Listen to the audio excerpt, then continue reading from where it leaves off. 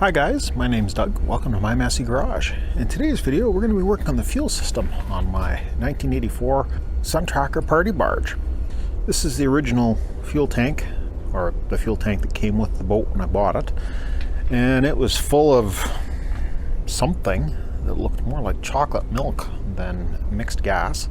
Fuel line comes along here, primer bulb goes into the motor. All of that is pretty crispy. And I will probably keep those fittings as spares, but I don't really want to use them. I've been shopping. Here we have a 12-gallon fuel cell. Scepter, I believe, is the brand name that I picked up. And my intent is to get this plumbed into the motor and get the carburetors off and get them cleaned up. And maybe we can get this thing to run off of a fuel tank today. So follow along. Hopefully you enjoy this one. Please remember to like and subscribe.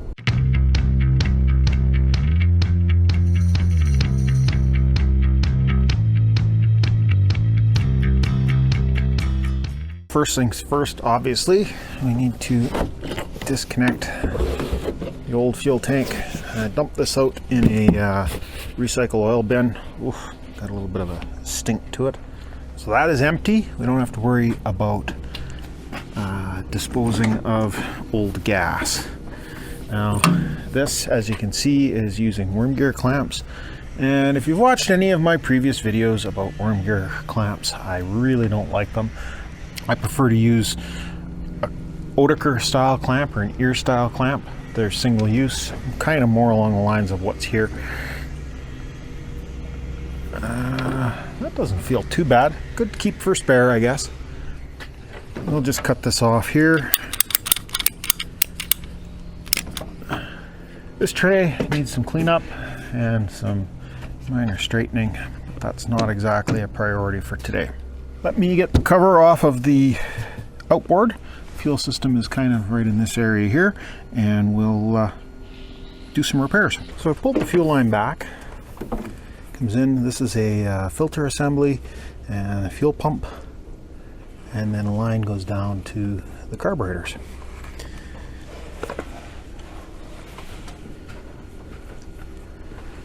We'll use the pipe cutter. Look on. Now we need a screwdriver and probably a utility knife to get that off of there. It looks to be about a 5/16 bolt that will take the cover off of the fuel strainer. 5/16 is the right size. And I don't know how well that'll show up, but you can see some of that brown gunk in there. That was the color of the fuel that I got out of the tank. And you can also see the end of that hose is definitely well done.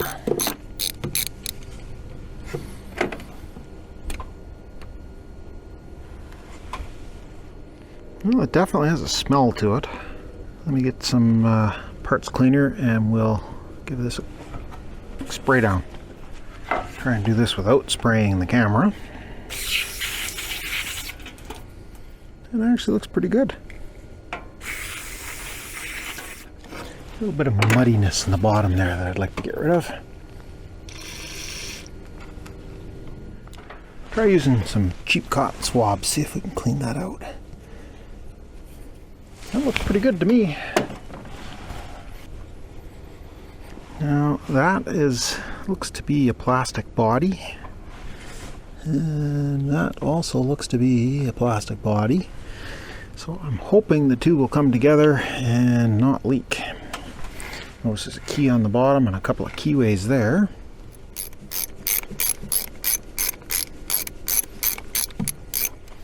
Okay, we don't want to overdo that because that is just a plastic piece. Now I think it's time to run some fresh fuel line in there. The next step is going to be to remove carburetors and give them a good cleaning up, get them ready to go back on. It looks to me like this motor was fogged when it was put away, so probably the carburetors aren't going to be in too bad a shape. And any of the fuel that I've put through it has been that premix that doesn't have a shelf life. Now unfortunately I don't have carb kits for this thing, so I think we're going to want to be a little on the careful side to make sure that we don't accidentally break something we don't have parts to replace. So what we have here, this is the throttle that goes to the steering console or to the controls up on the front, and it pushes on this roller as it actuates. This bar ties the two throttles together, and I would really like to not play with this adjustment. This adjustment here does the synchronization of the carburetors, and if at all possible I'd like to keep the carburetors synchronized. So what I think I'm going to do, this has a E-clip here, and I should be able to get the E-clip out, pop that rod out, leave it attached to the lower carburetor, and hopefully that will work. And I got the E-clip off without losing it. That's a good sign.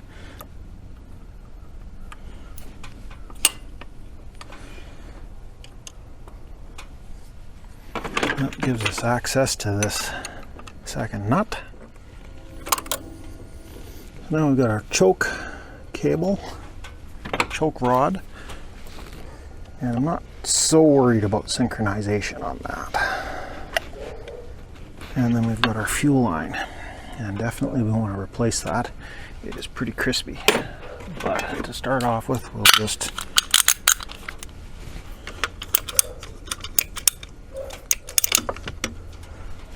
so there's our carburetor. That's a pretty good size throat, considering that there's two of them.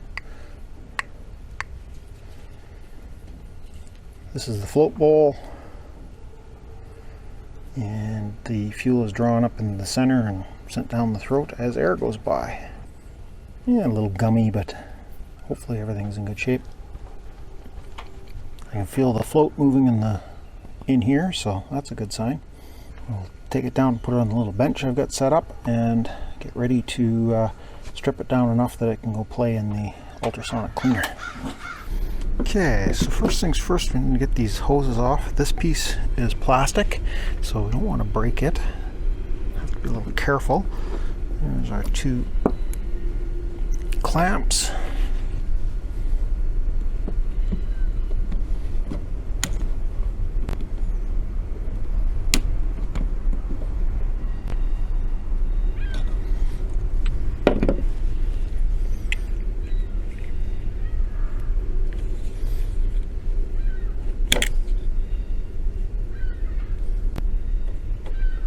Carefully cut the fuel line off so that I don't cut myself or damage anything that we don't have replacement parts for.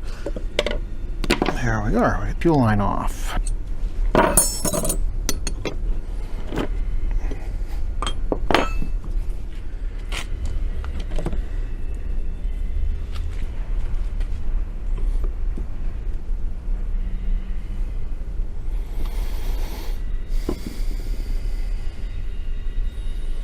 Yeah, a little bit of raw two-stroke oil in there. Definitely need it cleaning up. Don't hear anything rattling in the float, that's a good sign. The needle is right stuck.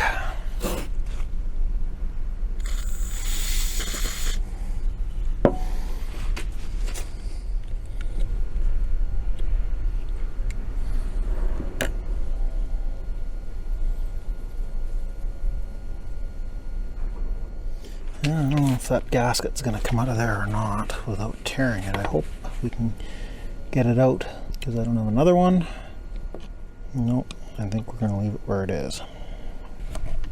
So this is our main jet. Kind of governs how much fuel gets sucked up into the throat of the carburetor. And then we have another jet on the inside here.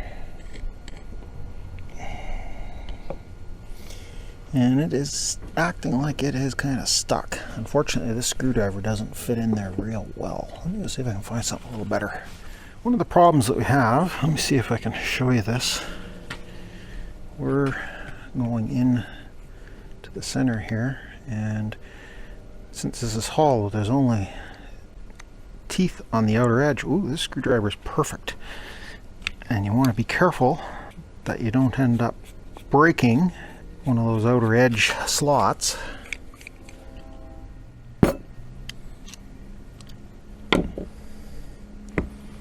Ooh, yummy. One of the things we need to make sure of is that all these little holes in this tube are clear, which they are not. This plastic plug we want to pull out of here. That gives us access to the passages that go inside here. Now, this is a Tillotson carburetor, and they use a Welch plug, which is a soft metal plug that goes in here, and you whack it. It's dome shaped, and when you whack it, it flattens out and gets larger. I don't have any replacements, so we don't want to drill those out. We've got a mixture screw here.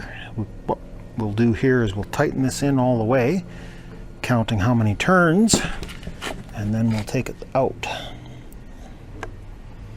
So half, one, a little over one turn, 1 1/16, we'll call it. And I don't know that we need to take the choke or throttle blades out of this carburetor. And up this side here we have our idle circuit. We'll have to make sure we blow some stuff through that. There doesn't seem to be a port we can use to access it. I don't think I want to try and take that out. I think that's a recipe to get it broken. This is my ultrasonic cleaner. Heats up the carb cleaning solution, and we've got our timer set for the buzz. This is the solution that I use in a Napa carburetor cleaner. There's several different brands, same sort of stuff. This one comes with this nice little tin with small holes in the bottom of it that you can put the smaller parts in. Set that down inside,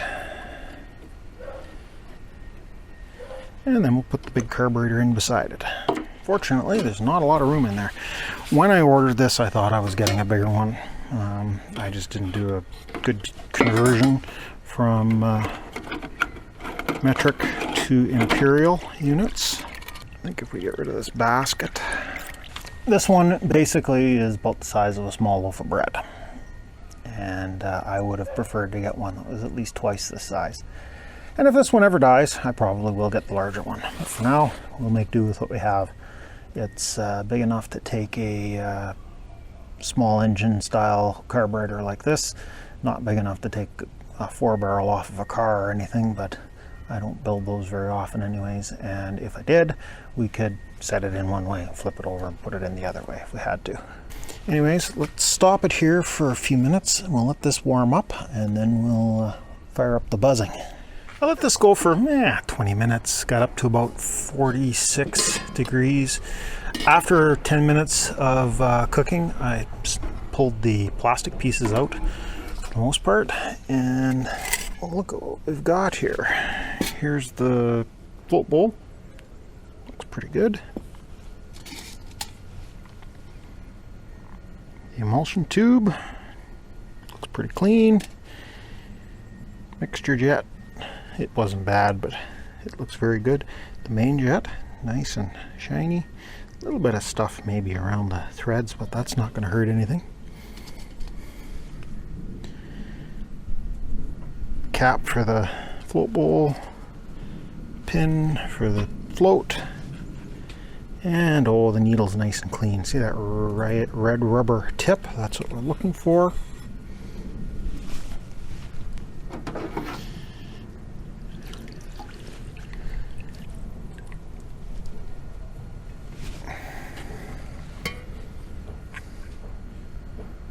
This looks reasonably spotless. A little bit of staining out here, but that doesn't affect the function of the carburetor at all. So now what I need to do is get an air line out here so we can blow some of this stuff off. I guess I can rinse it with brake cleaner, get the carb stuff off of it. Here's our plastic bits and pieces.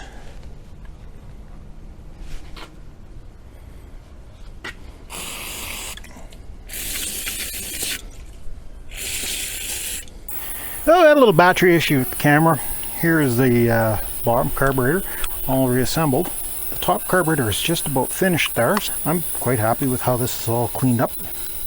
Looks almost new. A little bit of scum here, but it is what it is. Checking the gaskets here, there's a little bit of a tear. Just the edge doesn't even go all the way into the mounting stud, so I'm not too worried about it. I did notice on one of my carburetors, yeah, here's a little bit of gasket material there, but I don't think that's going to end up creating a leak.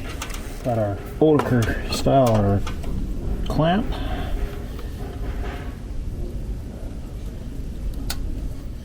And again, we need a little bit of water on her.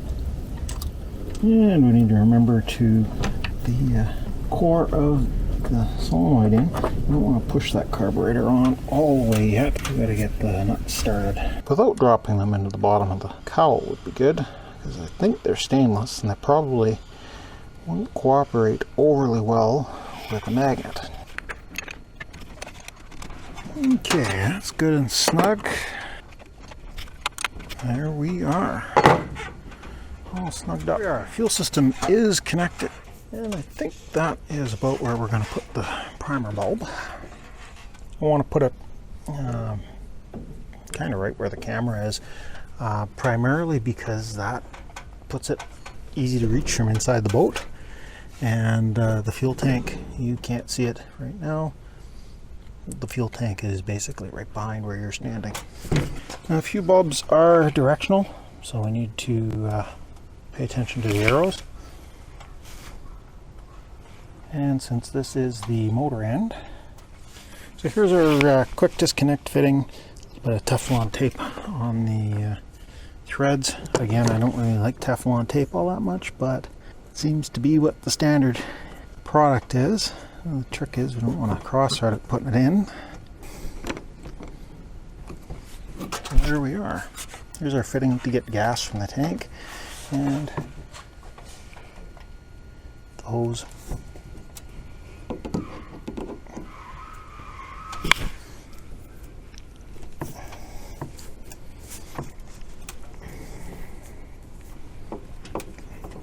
Here's our fuel line. I don't think I want the whole length. That looks pretty good. The idea being here that I want to be able to flip this up and hook up to a tank on the inside. I think that looks good right there. There we go. We have a fuel line hooked up. Now we need to get the other side of the carburetors dealt with. Watch and see if you can see where the fuel's coming from.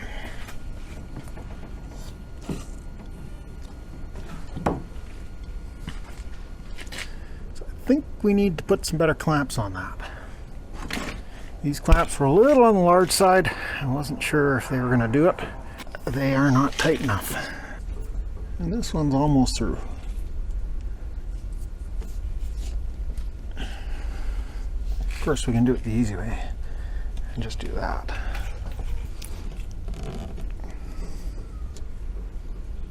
There, that feels a little better.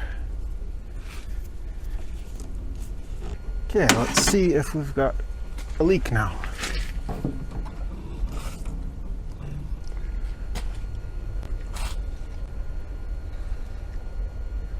I hear float bubbles filling up.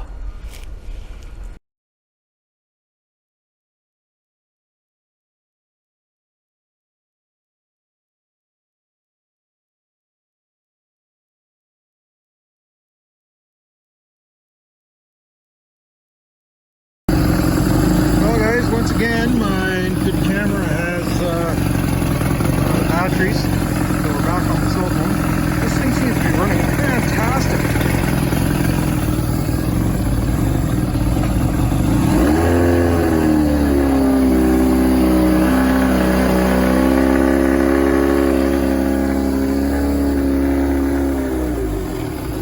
Moving forward, no major clunks. Reverse.